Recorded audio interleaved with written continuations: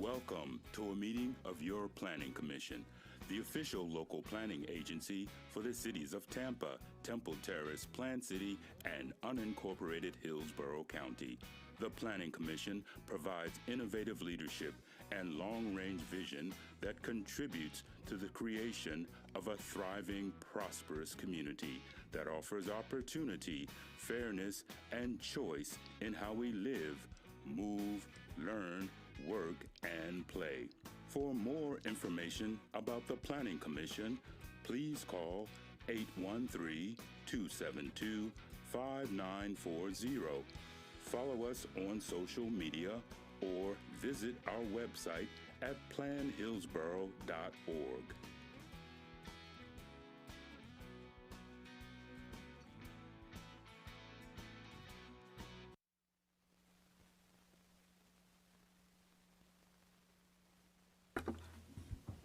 All right, well, good afternoon, everyone, and welcome to the March 13th, 2023 regular meeting of the Hillsborough County City County Planning Commission. We thank you for attending this meeting. Your comments and participation are encouraged. For those attending the meeting in person and wishing to speak on any agenda item, please sign the register at the rear of the room and turn off any devices that may be a distraction. To minimize audio feedback, all online participants will be muted until there is their opportunity to speak. Planning commissioners should unmute themselves to indicate they would like to speak. Please be sure to state your name at the beginning of your remarks for the benefit of the clerk. There will be an opportunity for members of the public to provide comments. When your name is called, you will be unmuted when it is your turn to speak. Please wait until the chair calls on you to begin speaking. State your name at the beginning of your comments and adhere to the time limits. If anyone is having difficulty or is watching via HTV and would like to provide comments to be included in the record for the local government hearing, please email them to planner@plancom.org. For action items, the meeting will be conducted as follows. The agenda item will be introduced. Staff will give their presentation with a 15-minute time limit. The applicant will be given the opportunity to make a presentation with a 15-minute time limit. Following presentations, members of the public may address the Planning Commission when recognized by the chair. Public comment will be held for 3 minutes per person. The applicant will be afforded a 3-minute period for rebuttal or response. Planning commissioners will ask questions. Public comment will be closed. Then upon a motion, a second, and a discussion, a vote will be taken. With that introduction, I will ask Commissioner Bowden to lead us in a prayer and the Pledge of Allegiance. All rise.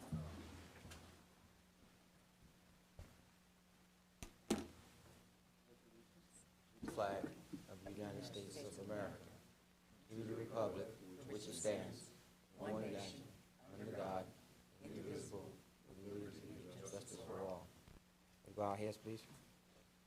Today we focus on the objectives we have as planning commissioners to fulfill our mission to promote, coordinate, collaborate, and facilitate with all people in creating and implementing the long-range planning and vision of our community to improve economic development, quality of life, and provide value-added services. Help us to make decisions that fulfill that mission. Bless us as we meet together today. Thank you. Thank you.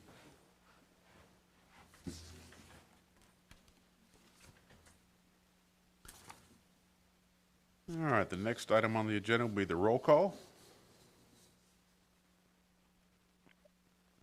Good afternoon, Board. Commissioner Bernstein.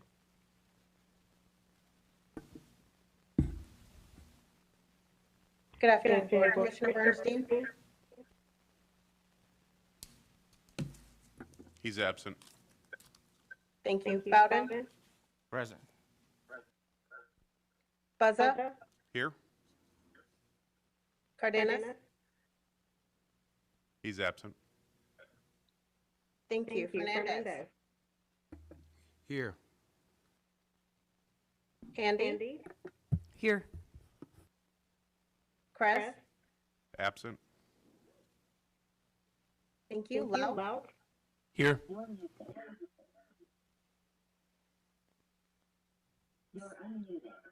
Saria. Here. Orton.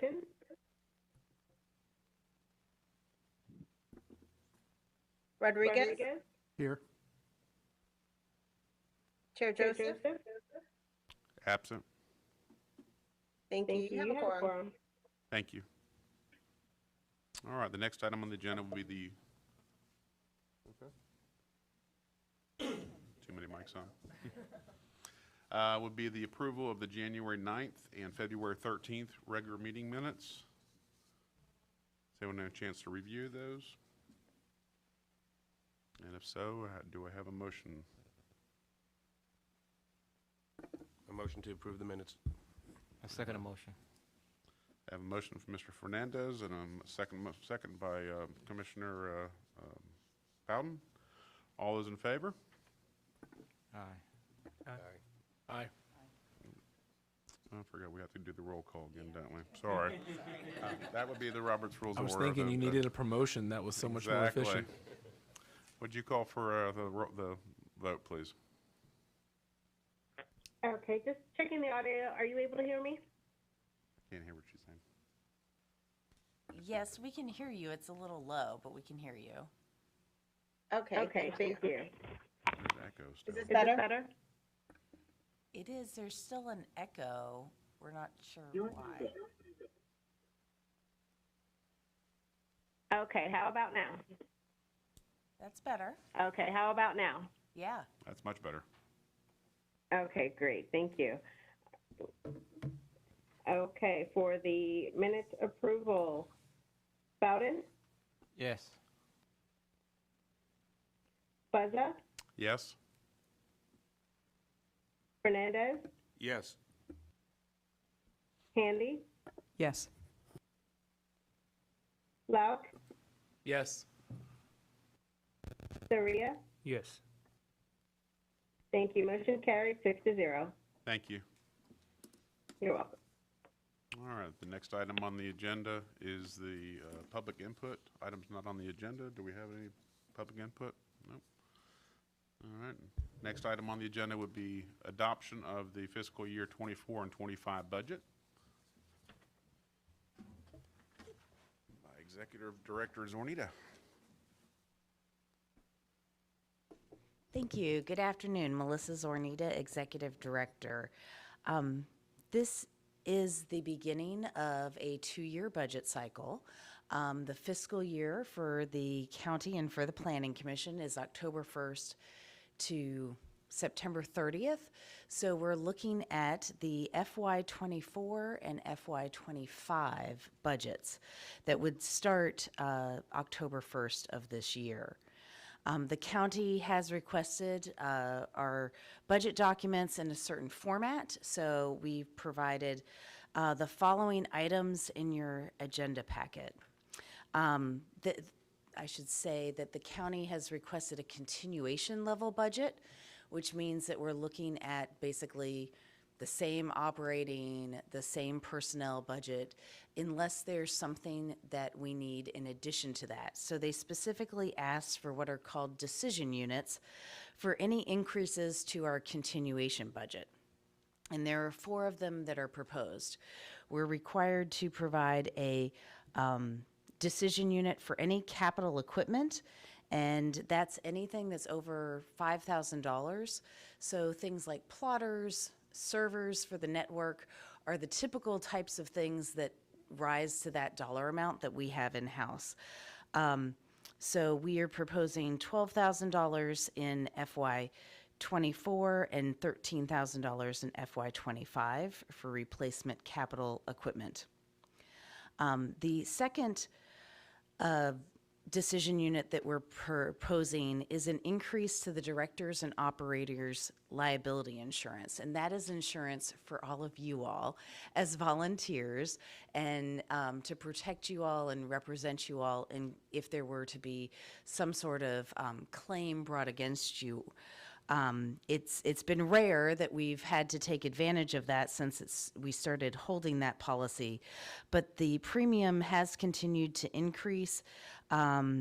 It increased to $3,600 by $3,600 this last year, and so in FY23 we're over budget, and so we're anticipating that it will be the same plus some additional for next year.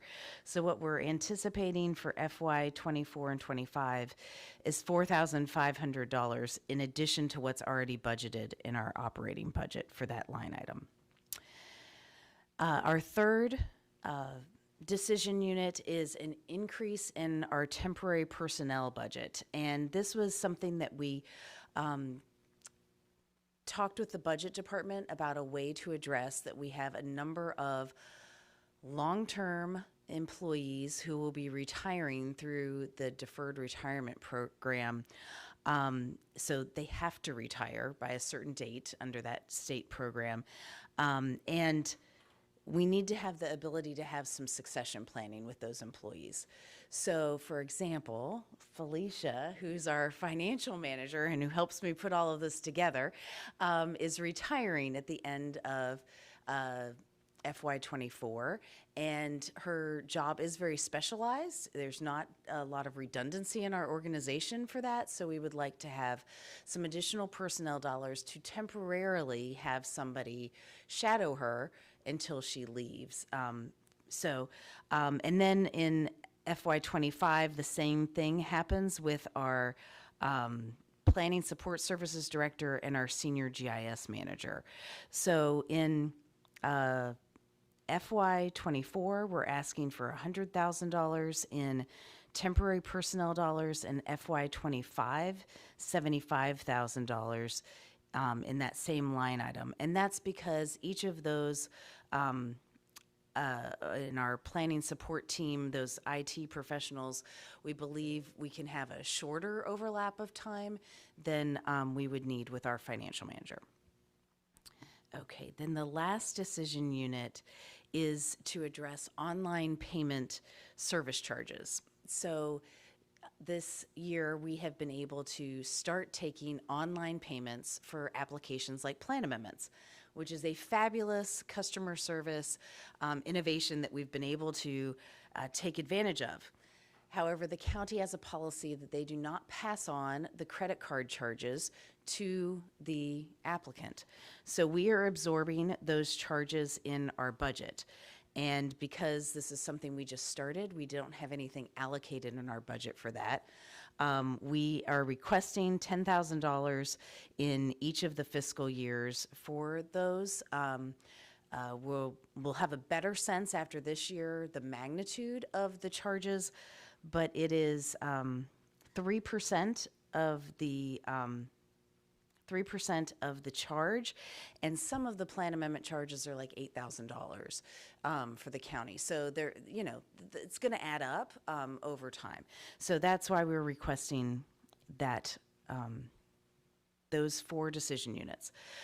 So in addition, the county requires that we provide a page that's in your packet called Opportunities for Efficiencies, where we identify opportunities where we could bring in additional revenue or save costs.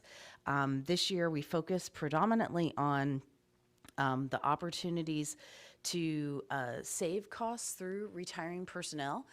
For better or for worse, with folks being in that retirement program, we know when they're going to be retiring. We know that we will be able to replace them potentially with lower level staff or staff with less tenure, so there's a cost savings there.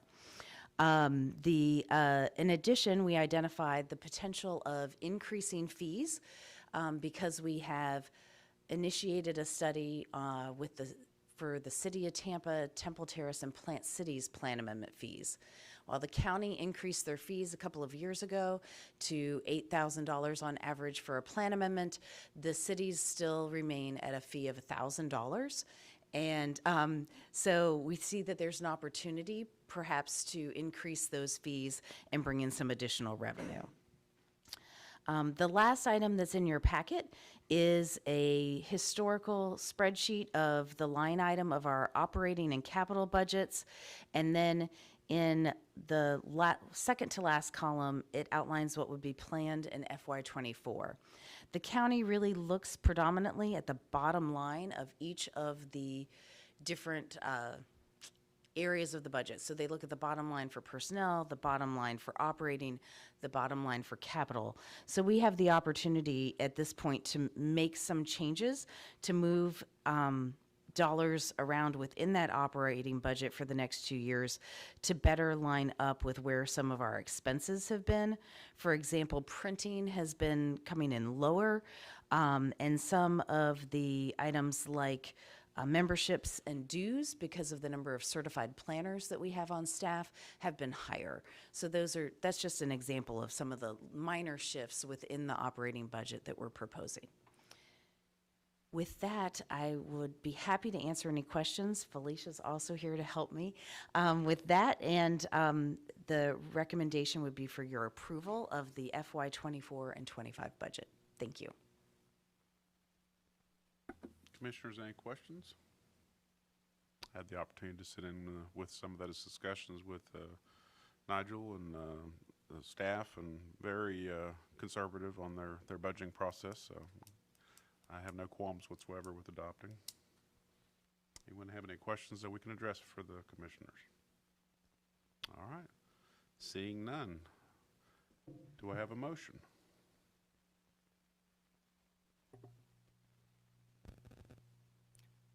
I'll forward the motion. Commissioner Soria? Yes. Sorry? I'll second. I have a second, or a motion by Commissioner Soria and a second by Commissioner Hernandez. Can we have a call for the vote, please? Bowden, Yes. Buzza, Yes? Fernandez, Yes. Handy, Yes. Lauk, Yes. Soria. Yes. Thank you. Motion carried 6-0. Thank you. Thank you. Thank you very much. Next item on the agenda is action items, but the City of Tampa future land use has been continued to April. So we will move on to briefings and presentations. Update on the future land use section.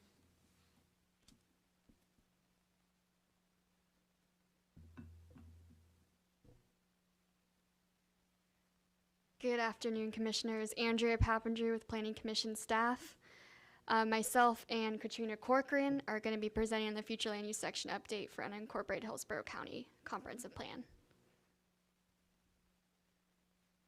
So for today's agenda, we're going to look through the 8 proposed goals for the future land use section, talk through a couple of the focus areas or the major changes that are coming down the pipeline for the future land use section, dig into more detail on the centers and connections topic, and then finish with the time frame for the upcoming public engagement.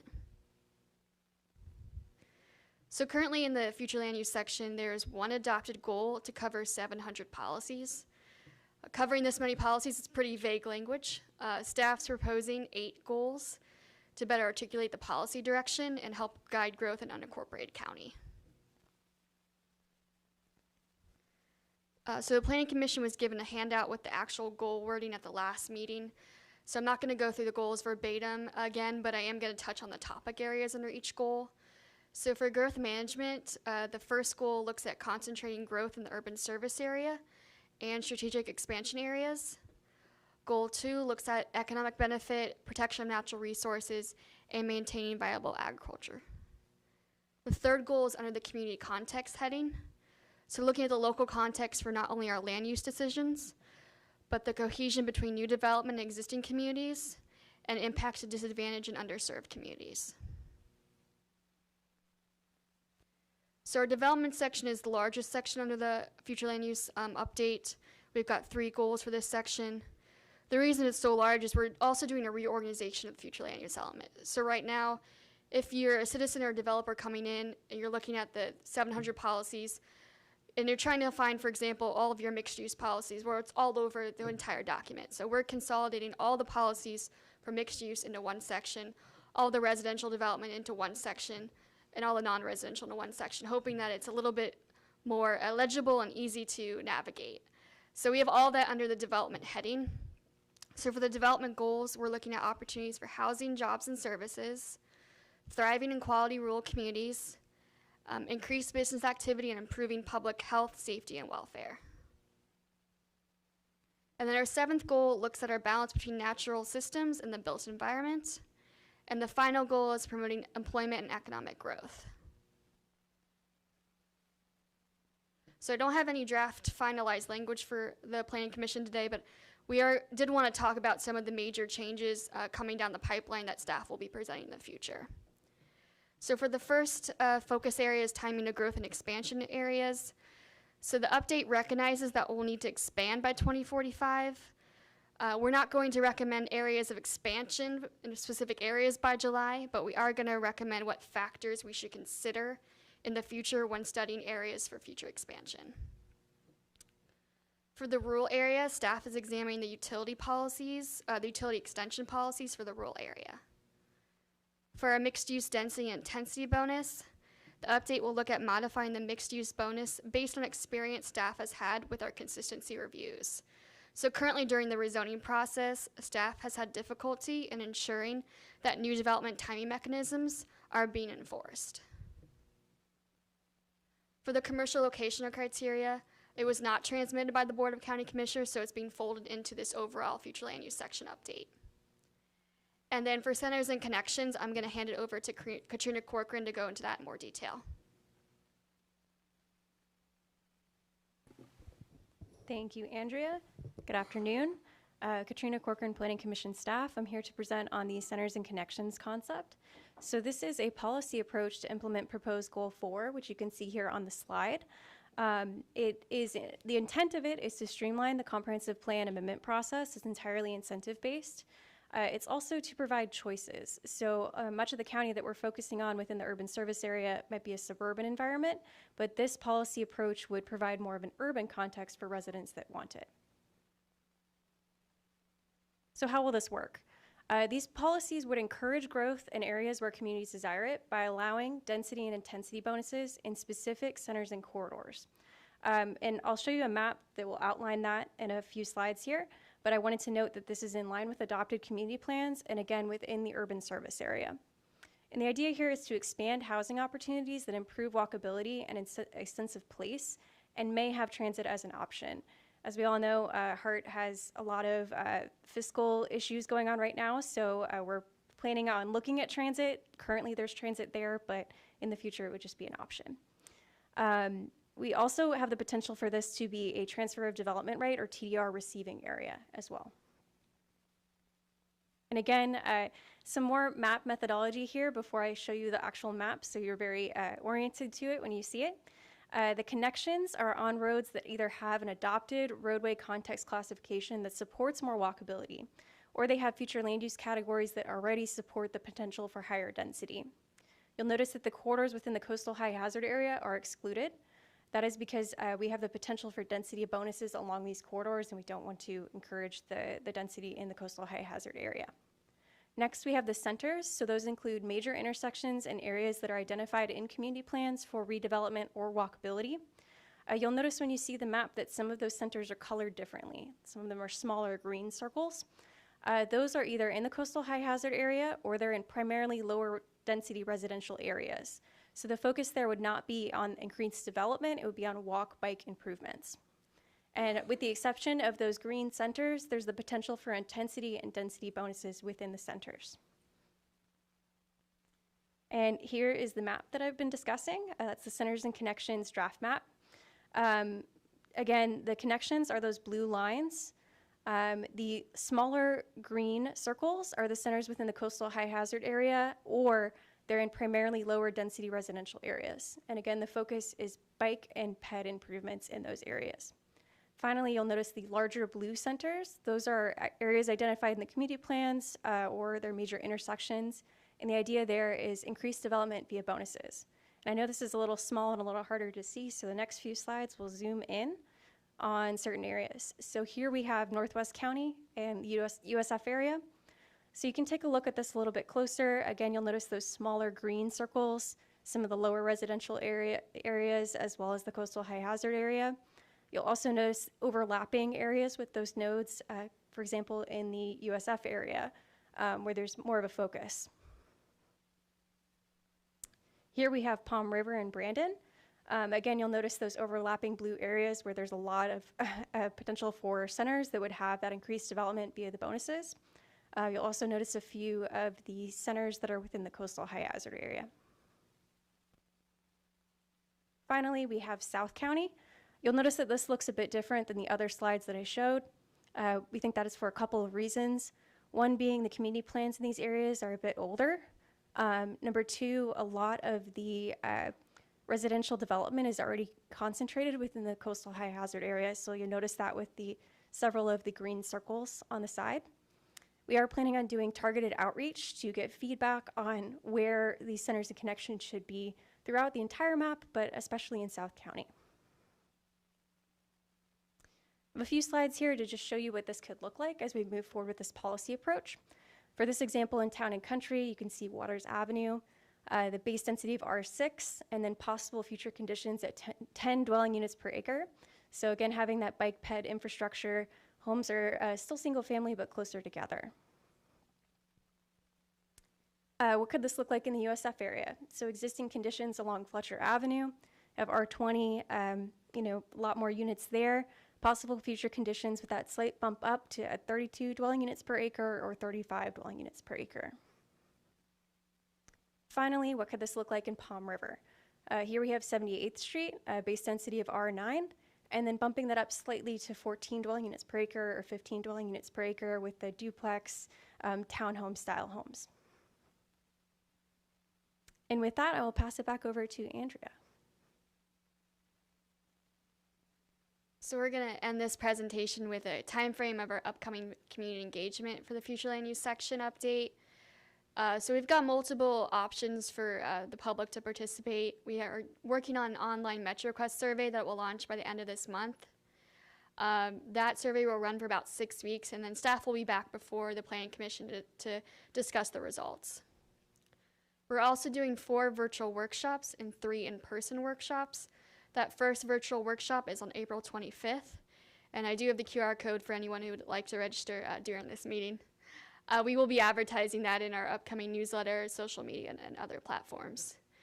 We are also doing project advisory team meetings. So these are meetings for any stakeholders who would like to take in more of an active role in the upcoming future land use section update. And then the amendments for the future land use section will follow in the summer. So myself and Melissa Leinhardt are the contacts for the future land use section overall update, and the Katrina Corcoran and Elizabeth Watkins, their contact information is for the centers and connections. So that concludes the presentation, and happy to answer any questions. Commissioners, any questions?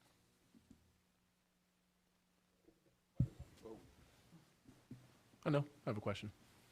You mentioned the commercial location criteria. I think we had a lot of discussion about that over a few meetings, and you said it wasn't transmitted by the BOCC?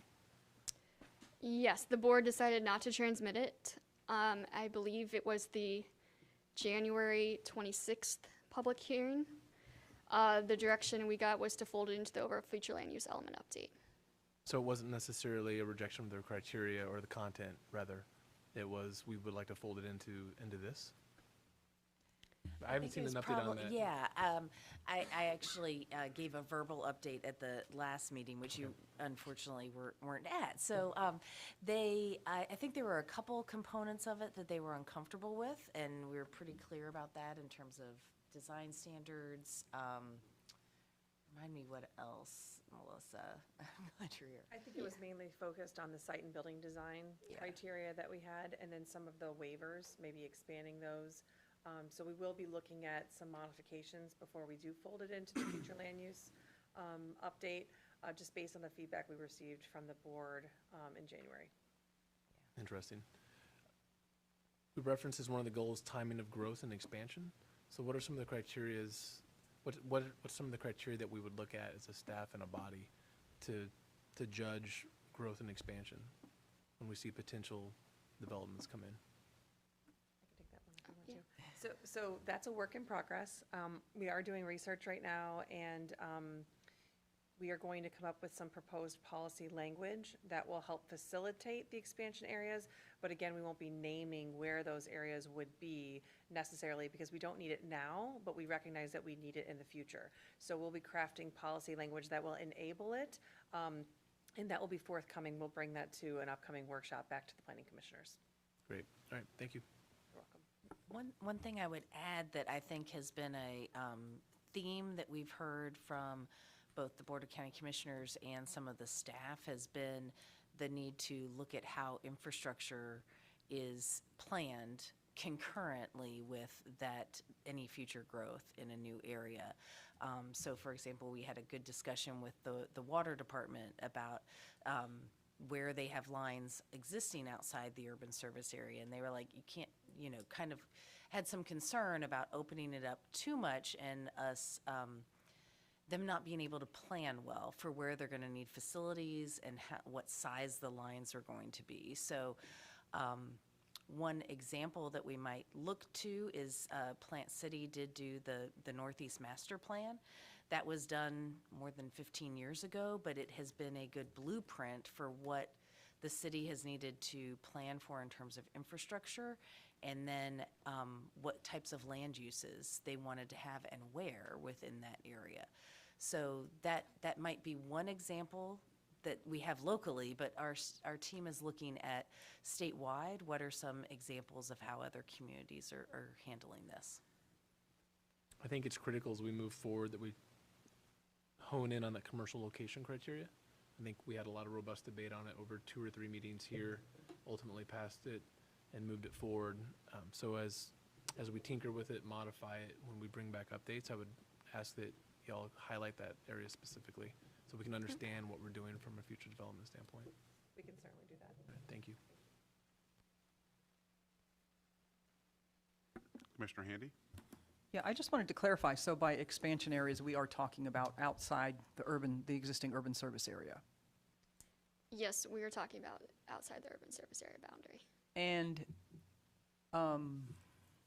so you said it's not, correct me if I'm wrong, it's not a priority because you're not looking at it now, but we will need to look at it in the future.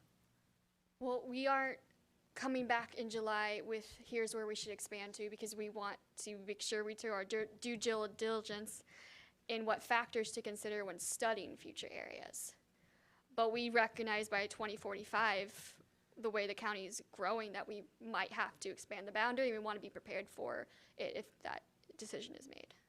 Or the decision could be made not to expand the boundary. That is true as well. Okay, because there are other cities across the country that have made that decision. So. Yeah, that would be, staff is just coming up with policy direction. If that decision is made, it's up to the board to give us that direction.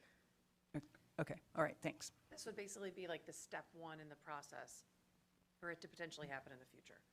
So like Andrea mentioned, we want to be proactive and try to have policies crafted and recognize that this is a potential option for the future and that it is needed eventually in the future if that's the direction that the board decides to go in.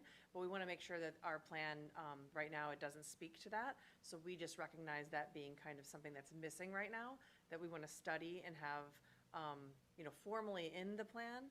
And then that's kind of a stepping stone in the future. If that choice is made, that's where it would start.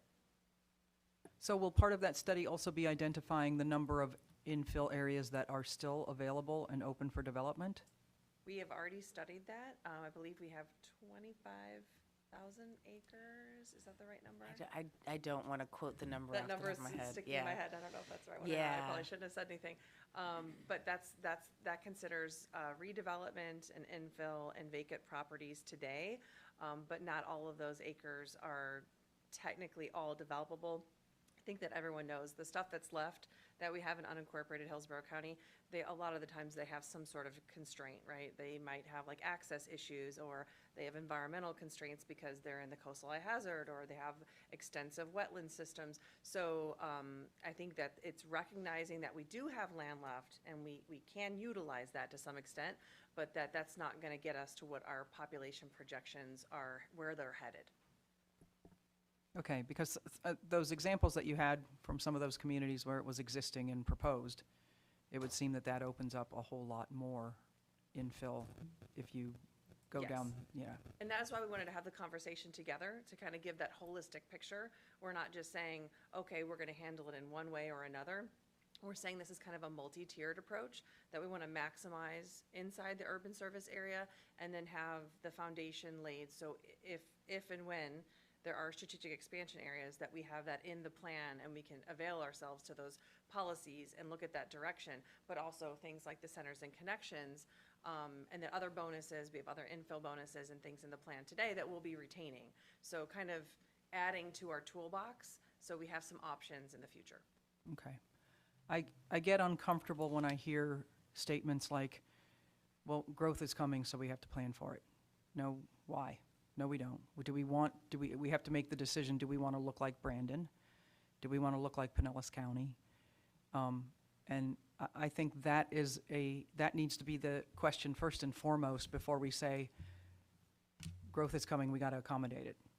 Because we need to know what we want our communities to look like before we just flat out say, here they come, let's pave everything over so that there's a place for these people. That's very understandable. I think also you bring up a great point about what the community wants, which is why we're doing the MetroQuest survey.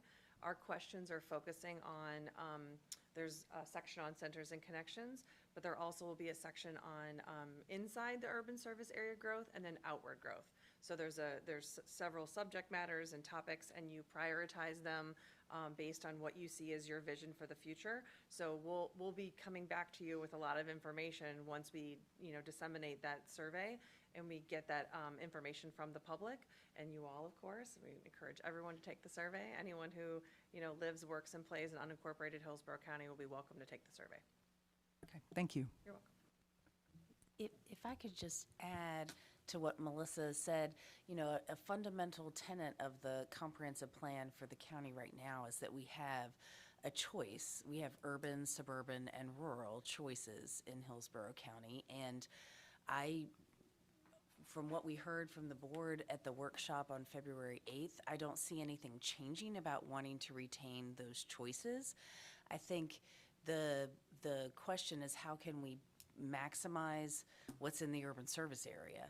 And then if we need, we've talked for several years, maybe more than a decade, about the I-4 corridor and areas around Tampa Executive Airport and potentially having some additional growth in those areas. Well, how do we go about planning for those in the right way so that we don't end up with Brandon, so we end up with something that we, are all proud of if we expand the urban service area. So that's what we want to put in place in the plan, is about that process so that if the board says, yes, we want to study an area, well, here's what you need to look at. Here's how we need to make sure that's financially feasible for the county, and that we don't end up in the situation where we don't have infrastructure keeping up with the growth. All that sounds great in theory. I'm coming off of last week's sting of a development that was approved that is 100% opposite of what the Waimama Community Plan fought for and stood for. And all of you, I know, worked really hard. Staff worked really hard. It was a really long process, and the first test was a dismal failure. So as we're talking about these things, we have to build in better, I think it was mentioned in your presentation, enforcement capabilities or something, because that was just a really hard blow, and it does not hold well for the future of communities like Waimama. But we do appreciate your efforts. Understand. Thank you. Yes, thank you very much. And Florida being a big draw state is going to be, we're going to grow. And to Commissioner Handy's point, we do need to keep some sense of Florida here, and I think that's Florida's the highest internal migration state in the country right now, so it's going to continue, and we do have to plan for it, and laying this framework out should help. nothing's going to be perfect, and unfortunately, or fortunately, we are not the final judicial board. It's either the City Commission of Temple Terrace, Tampa, Plant City, or the Hillsborough County Commission that make the final call. And so we have to just give them the best information we have, give them our best personal opinion, and let them make the decisions. So thank you very much for your time. Over here. Yes. Thank you, Chair. I guess in your presentation, I guess one of the things that really kind of caught me off guard is, as this is a 2045 planning horizon, and yet we're kind of relegating transit to become an option in the future land use process, was kind of what I heard in the presentation. And that's disturbing to me, especially with Director Zornitta's comments about choice. I mean, choice in land use equals choice in transportation options as well. And I mean, at MacDill Air Force Base, we're working with the county on looking at a water ferry system to help alleviate some of the traffic congestion that the region feels by just the base commuters coming in. And I realize Hart might have some issues going on right now in the immediate time frame, but we do have to have that long-range look for public transportation in the future, all modes, not just bus. And we need to make sure that's integrated with the future land use process. So I would really like to work that back into it, that our transportation options are key to how we develop our future land use options. Thank you for your comment. With that, we had previously, you'll remember, we had a bus emphasis corridors language that we brought forward. This is a reiteration of that based on feedback that we received, and Hart's senior leadership not wanting to necessarily memorialize the corridors that we had there within their own plans. So we recognize that there is transit on the corridors that we have today, but we can't predict how that will change if they have route changes. So it's still a part of what we're looking at. We're still looking at the mobility options, walkability in the policy language, but it's just not as front and center as it was in that situation. But I fully agree with your points, and I think that's something we could definitely look at with the policy language. It's just making sure that we acknowledge that the routes may change, things may differ. But thank you for your comments. Right, and so what I see are policies as enabling policies. They're not directing or regulating policies. That's going to come when you do the service planning with the transit agency to figure that stuff out, where the routes actually go. But we need to keep that door open for our modal choice and transportation options. Thanks. And I would just add that we will still have policies in the comprehensive plan related to transit-oriented development, which would be geared towards where it's fixed route transit. So if we have bus rapid transit, out to the University of South Florida, as they've been talking about along Fowler, that would impact the unincorporated county. Something like a ferry station would be a fixed asset. So this is more geared at the next tier underneath that, where we're trying to provide some more ridership to bus lines, but also can't necessarily rely solely on the bus, because they might change the routes.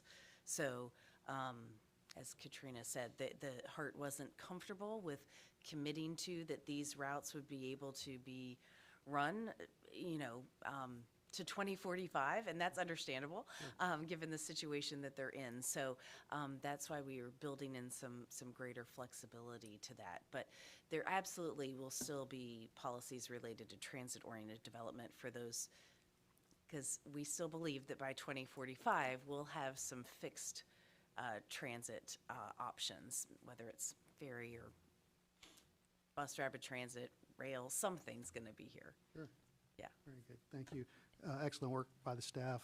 Future land use element is always the hardest one to tackle, so great work. Best for last. Yeah.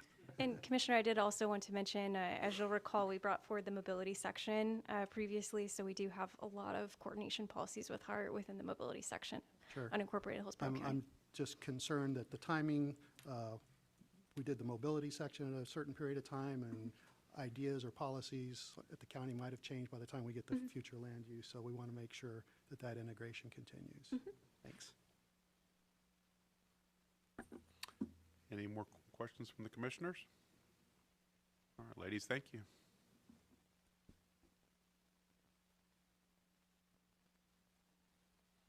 Our next item on the agenda will be HCCPA 23-01, 6302 North Falkenburg Road.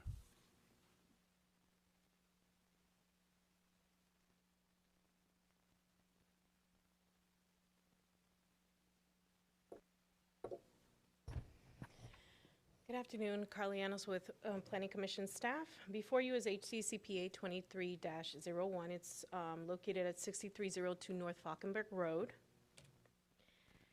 The subject site is the northmost plan amendment for the January 2023 cycle. It is located west of Falkenburg Road, north of Sly Avenue.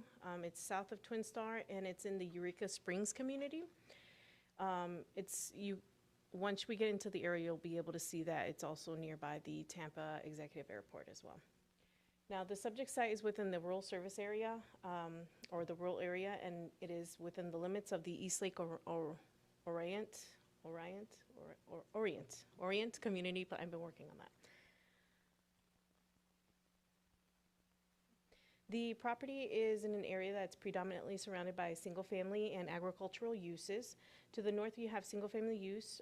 Further north is the Motor Enclave, which was approved in 2020 for a plan amendment to light industrial plan, and it had also a rezoning for an automobile enthusiast community. It did have some storage and some indoor and outdoor recreational uses along with that. Now, to the east of the subject site and west is agricultural uses. Further west is the Tampa Executive Airport. To the south is a public utility use, followed by single family and a church. Now, as you can see on the aerial, the area is mostly composed of, a rural character, predominant ag and single family uses. The applicant is requesting a privately initiated small-scale future land use amendment on 18.49 acres. It is requesting it from residential 1 to light industrial plan. Again, the proposed future land use is residential 1. As you can see, it's predominant in this area.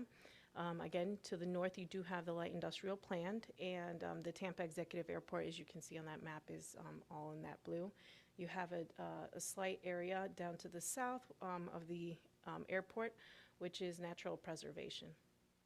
And then as further you get down south, south of Interstate 4, you do see some of the mixed use future land use categories, such as CMU 12. And the applicant is requesting a light industrial plan.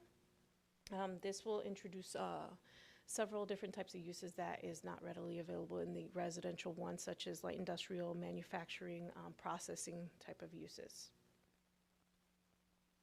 Now, under the potential impacts for the subject site, you do, under Res 1, you can approximately have up to 18 dwelling units or 201,000 square feet of non-residential use. Under the potential light industrial, it basically eliminates the residential capacity and it produces 0 units, or you can have up to 604,000 square feet of non-residential use. Again, so it eliminates the residential density. It does increase the residential intensity, and it introduces the potential for intense commercial uses, one of those being outdoor storage and light industrial uses.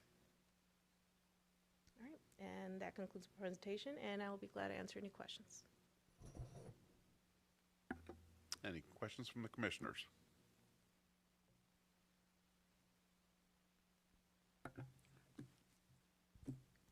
Mr. Rodriguez? Thank you. Just looking at your map that shows what the future situation would be, I mean, it seems like that this light industrial is going to be completely surrounded by residential 1 and agriculture. So you would have to go up to the new car aficionado area to find light industrial. So Correct. Otherwise, this is its own little enclave of light industrial in a residential and agricultural area. Very well Okay, correct. that's the way I saw it. Okay, thank you. Thank you. Any other questions? All right, well, thank you very much.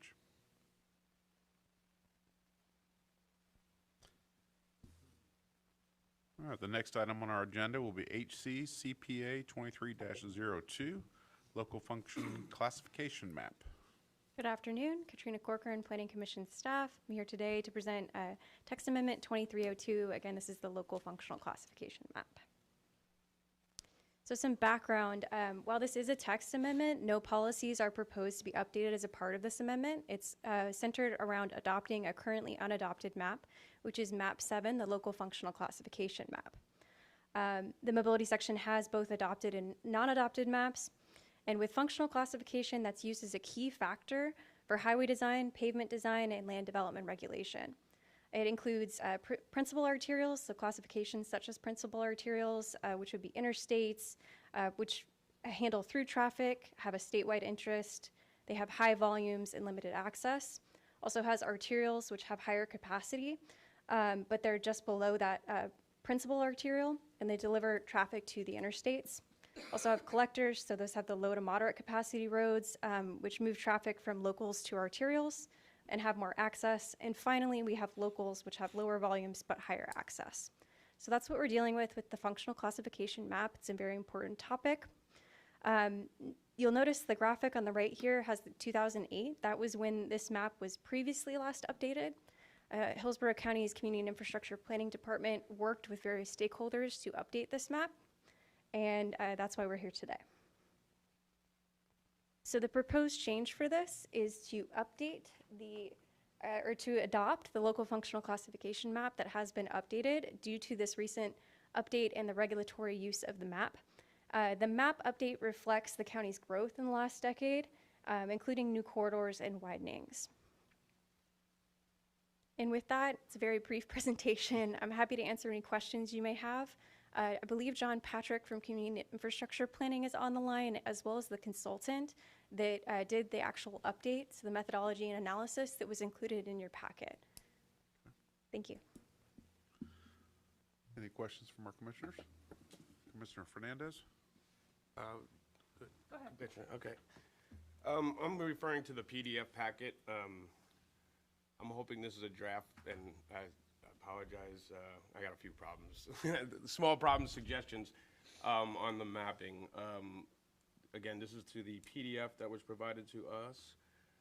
I just want to give some advice on some things.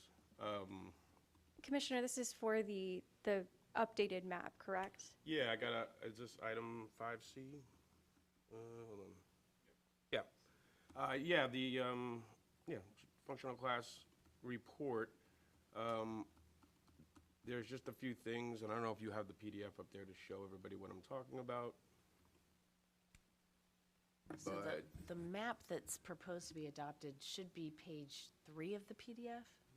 Is that what page you're on? Just a few of them. It's just some comments overall on the whole report. Yeah, that map is fine, but there's just a bunch of other. So you're further in the report. Yeah, okay. just because, if this is going to be public, we communicate with maps, I just want to be sure some of the symbology is being used correctly.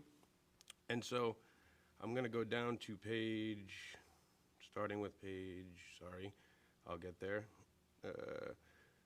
And these are little things, but they count when we're talking about symbology and communication. So small thing on page 13, identical maps, but different thicknesses in the green symbology.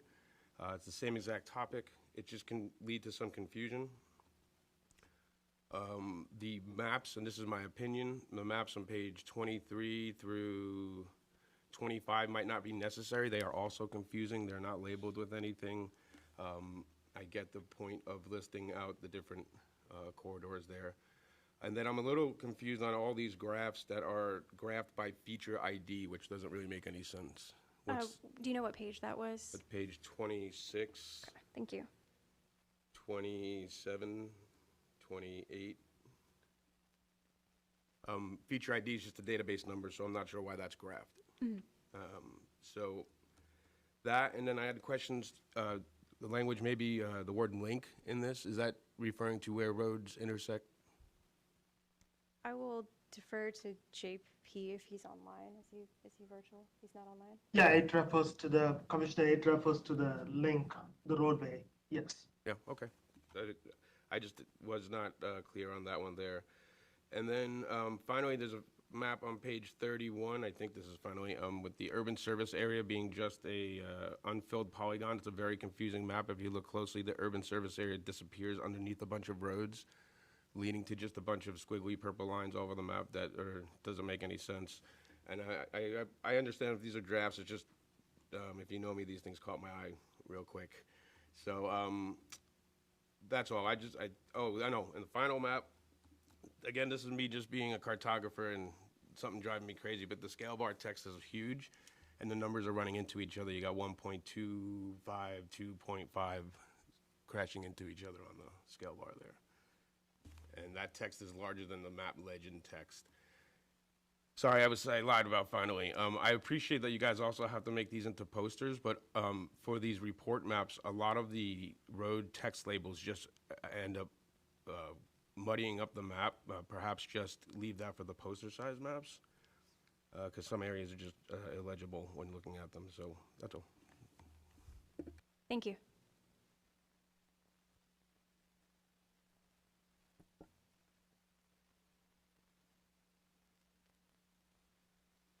All right, any other questions for Commissioner Handy? Yes.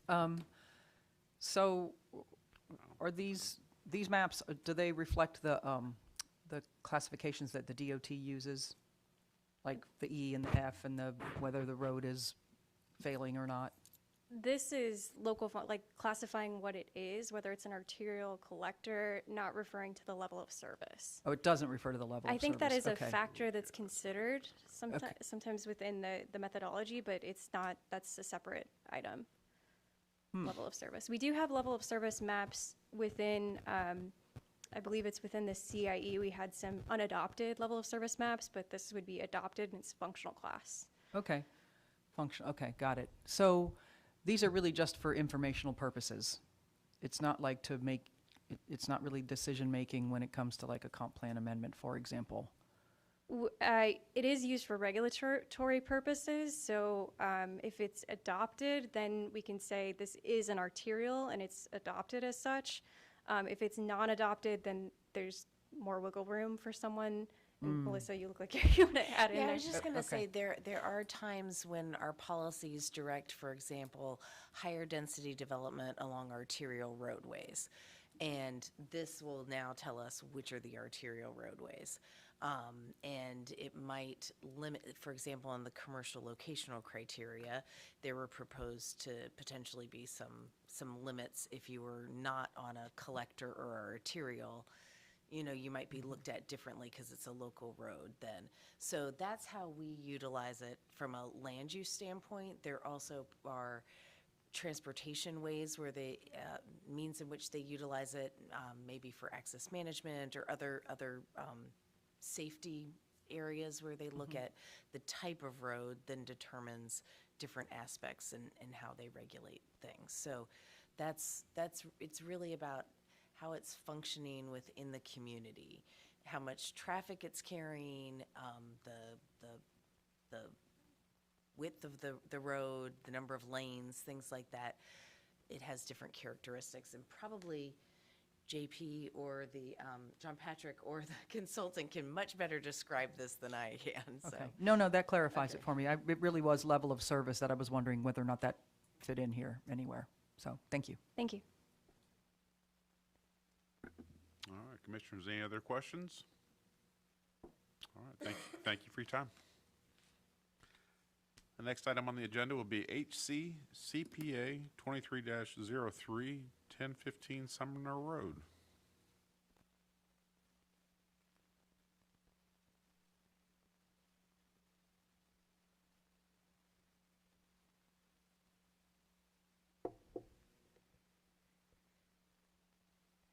Good afternoon, Commissioners. Andrea, Papandrew, Planning Commission staff. This is HCCPA 2303, 10510 Sumner Road. This is the southernmost plan amendment for this cycle. It is in the urban service area and the South Shore Area-Wide Systems Plan. The site is east of US Highway 301 and north of Sumner Road. Subject site is currently vacant with a single-family residential home.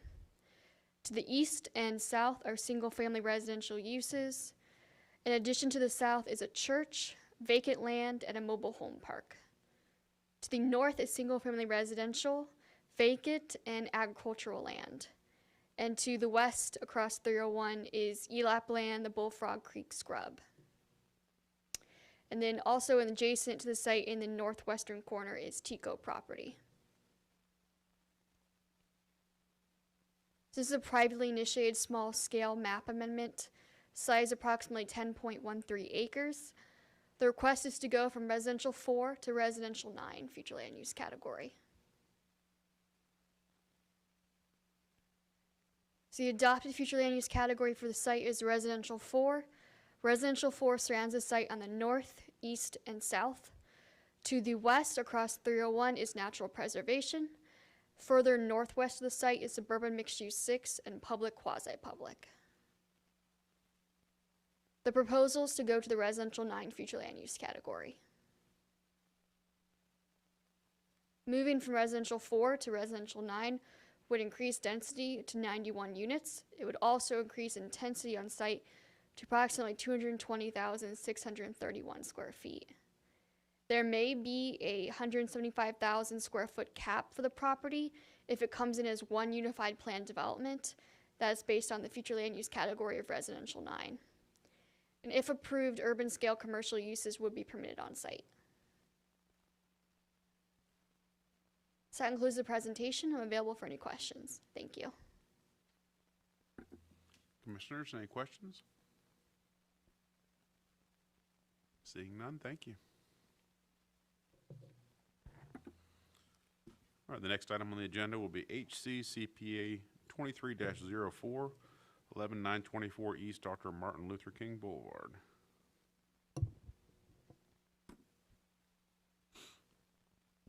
Good afternoon, this is Jillian Massey with your Planning Commission staff, and this afternoon I'll be presenting on HCCPA 23-04, 11924 East Dr. Martin Luther King Jr. Boulevard. This is a map of the January 2023 cycle of plan amendments. This is located in the urban service area and within the limits of the Sefner-Mango Community Plan. The site's located in eastern unincorporated county and is outlined here in red between Pine Street and Highview Road. Surrounding uses includes commercial uses to the east. There are commercial uses to the south across East Dr. Martin Luther King Jr. Boulevard and single-family residential neighborhoods further south. To the west of the site is a shopping plaza with light commercial uses, including a Walmart and a Publix. Some background on this plan amendment is that it's a privately initiated small-scale map amendment located on approximately 11.56 acres. And the proposal is to change the future land use designation from residential 6 to residential 20. This is the adopted future land use map for the subject site, which is currently designated as residential 6. It's mainly surrounded by one area of office commercial 20 directly to the west and residential 9 further west. Residential 4 is located immediately north. Residential 6 is located directly east and to the south across East Dr. Martin Luther King Jr. Boulevard. Further east is designated as residential 9. And as previously mentioned, the proposed future land use is residential 20 for the site. The residential 20 designation allows for urban scale neighborhood commercial, office, multi-purpose, and mixed-use projects, in addition to residential uses. This slide outlines the potential impacts of changing the land use designation on the site from residential 6 to residential 20. The request will result in an increase in potential residential density and commercial intensity. Currently, the maximum potential density is 69 dwelling units, and the maximum commercial intensity is a 0.25 FAR, or 125,888 square feet, subject to commercial locational criteria. A change to residential 20 would allow a potential 231 dwelling units and a commercial intensity of 0.75 FAR, or 175,000 square feet, subject to commercial locational criteria if developed as one plan development. It also has the potential to introduce the consideration of urban-scale neighborhood commercial developments. And that concludes my briefing on this plan amendment. If you have any questions, thank you. Commissioners, any questions? Seeing none, thank you. The next item on the agenda would be the evaluation of the executive director. Thank you, Mr. Chairman. It's that time of year again for those of you who've been through this before and for those of you who are new to the board. This is an annual opportunity to have some input on the effectiveness of your director. I've previously mailed to you copies of the evaluation sheet that has been developed over time for this purpose. If you brought those with you today, if you'll please be sure and put your name on them and on each page. I'll come by and collect them. If you did not bring them with you, let me know. I've got a couple extra copies here, and I'll be glad to put those in your hands. You can fill them out during the course of the meeting and simply return them to me by the end of the meeting. What we will do is have those, this is a consensus of agreement. So there's a spreadsheet for that. It'll be put together by staff between now and the next meeting and circulated to you so that you can see how your analysis or your view comports with other members of the board and how close a consensus there is. And at the next board meeting, I believe, will be scheduled to have any discussion you want to have about the executive director's contract. Does anybody need a copy? I just happen to have two.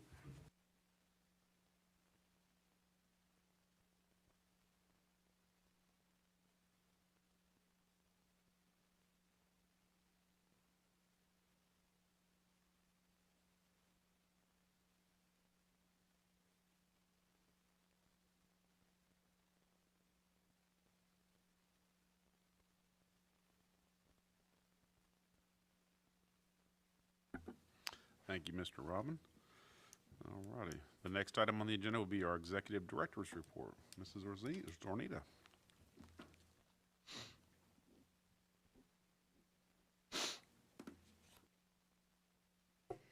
Good afternoon again, Melissa Zornitta, Executive Director. At your seat, there should have been a copy of my Executive Director's report. There are a couple of things that I'd like to highlight from that. On February 23rd, we had a workshop with the Tampa City Council on some of the preliminary recommendations from the land use assessment that we had a consultant do, and we got some good feedback from them. There's some additional work that they would like on those items, and additional public input that they would like to see. And that is why there was an item on your agenda that is being continued to the next month so we can continue to refine the scope of services with the City of Tampa for that consultant to continue doing some work for us on this topic, all leading to the update of the land use element for the city. On March 1st, I attended the Board of County Commissioners regular meeting. They, at the request of Commissioner Owen, we looked at what it would take to do a Valrico community plan and presented that to the board, and they were very supportive of that. So we will be looking at that. We're currently working on the update of the Palm River community plan. Been working on that since before, since the end of last year. So we will probably really be in earnest starting on the Valrico community plan this summer with outreach. On March 7th, the Board of County Commissioners at their land use meeting took up a memo from ourselves and Development Services staff related to Pine Key. And so this will be coming back to you all again for the third time. The direction that, so we had some discussions at the board's request, excuse me, with a number of environmental and other agencies related to public safety. The port was very involved in that meeting to get some information on the impacts of any development on Pine Key, and received some good information from, for example, the Pilots Association, which is the Port Association pilots, that they've been getting requests to change routes in the channel, and there's not a lot of options for changing routes in Port Tampa Bay because there's only so much area that's dredged to the depth that they need to go. But that's because of the recreational boating that the Pine Key has been attracting. And had concerns about additional commercial development occurring on that island. Additionally, fire rescue and the sheriff's office had concerns, as well as a number of the environmental agencies like the Environmental Protection Commission. So the Board of County Commissioners has directed us to come back with a land use category specific to Pine Key that essentially keeps it at passive recreational uses, no allowance for any commercial. So we'll be bringing that forward. We're working with those same stakeholders on that language, and anticipate it in the July cycle of plan amendments, if not sooner. Then last week was a busy week. On March 8th, the TPO met, and Commissioner Seria probably will have an update on things from that meeting as well. But a couple of items at the policy committee meeting. I gave an update on our strategic plan implementation, and they had previously approved our HR manager conducting the search for the new executive director, as Ms. Alden is retiring in November. They approved a draft schedule. They also approved that I will be sitting on the interview panel for the first round of interviews for the TPO executive director, which I appreciate the opportunity to have that input.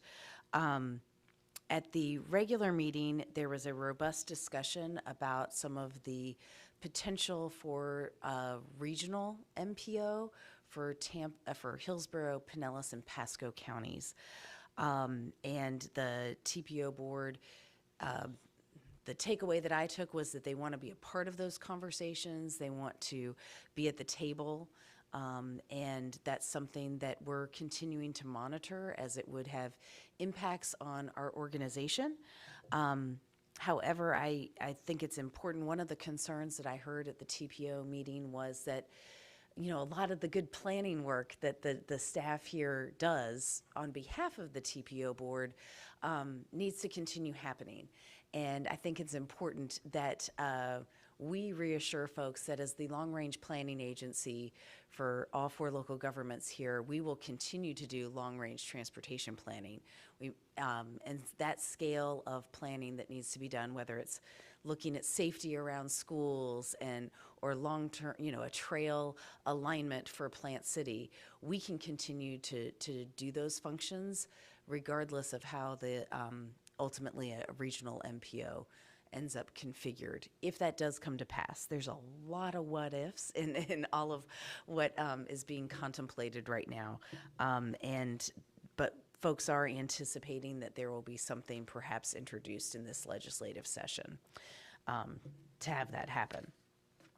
And then lastly, last week we had a public hearing with the Board of County Commissioners on as well as we've had a hearing with the City of Tampa. So on the county plan amendments, you all may recall that there were 2 plan amendments on State Road 60 out past Valrico Road, kind of between Valrico Road and Miller Road. One of those that was at Valrico Road, both of them were proposed to increase density to 20 units per acre. The one at Valrico Road, the Board of County Commissioners denied. The other one has continued to look at lowering the density that they're requesting. The board adopted the capital improvements element update, and they adopted the amendment that was off of Bullfrog Creek Road, just north of the I-75 and Big Bend Road interchange that you all saw last month.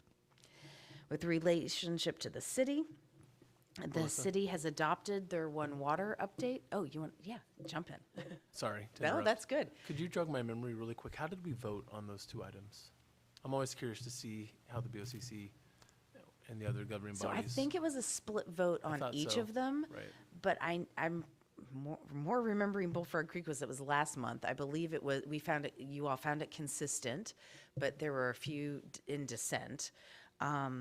State Road 60, my recollection is also that it was consistent, but there may have been a couple who disagreed with that. I don't recall how many. Yeah, I was struggling remembering those specific two that you called out. Yeah. Right, thank you. Yeah, sure thing. I wrote it down for the city ones though, so I'm better prepared. So for the city, they adopted the Rattlesnake Point Plan Amendment, which staff had found inconsistent, Planning Commission found consistent. They approved amendment to increase density in the Terrace Park neighborhood, which is sort of south of Fowler. That both the Planning Commission and staff had found inconsistent. And then they transmitted the text amendment to allow for blending that was heard, I guess that was it was last month. And that both staff and the Planning Commission found consistent. Okay, then wrapping up just a couple of other news items, so to speak. The Planning Commission's representative to the TPO's Citizens Advisory Committee has indicated that he needs to resign. And so we will be re-advertising for that position, but if you know of anybody who would be a great Citizens Advisory representative for you all on the TPO's committee, please let them know about the upcoming opening. They can email me if they have questions or need information. What was the times that meeting, TPO meets, time and day? It is in the evening now, and that's part of what necessitated Mr. Newman's resignation, was that the meeting had been in the morning on Wednesday mornings, and now I believe it's 6 o'clock on Wednesday nights, and that that conflicted with him, something he had. So I would make sure you all noted that on April 13th, we have a Planning Commissioner retreat at the Emergency Operations Center for Hillsborough County, which is out on Falkenburg Road. And if you have any items that you'd like discussed during that board discussion, please let me know. And that concludes my presentation. Thank you. I had a question about Pine Key. Yeah. Yeah, so I heard the same language on the news that DEP had some issues. And I'm just thinking to myself, it's a dredged island full of Australian pines, so I'm not really sure what their concerns are. Was that ever actually talked about? Yeah, there was, well, I think there's concern about putting additional structures in a vulnerable area that the island continues to erode, and is that really a stable location? I think the EPC director also mentioned that there's a lot of wildlife that if it's left in a natural state would probably come there. It's just, it continues to be disrupted, and so that opportunity has not really materialized. Okay, thank you. There's probably additional things that they said that, and we'll have all of their comments in the staff report when it comes forward. Okay, thank you. Sure. How large is Pine Key Island, do you know? Well, I believe when it came in for the plan amendment originally, it was around 9 acres. I don't know what it currently is. Yeah, it's shrinking. My students have done an analysis of Pine Key, and I think it was at 1.17 acres in 2005. And that's probably why this is just an assumption by me, but want the canal routes adjusted. That wake might be doing some damage, because it's a dredged island, so nature probably doesn't like it there. Yeah. Good insights. Any questions for the executive director? Thank you. Thank you. All right, we'll move on to item 8, other business, chair's business. I'm not the chair, so I don't have any business. Old business. Do we have any old business to discuss? Seeing none, do we have any new business to discuss? Quiet group. All right. And we are left with committee. We waited until you looked down to turn the lights on.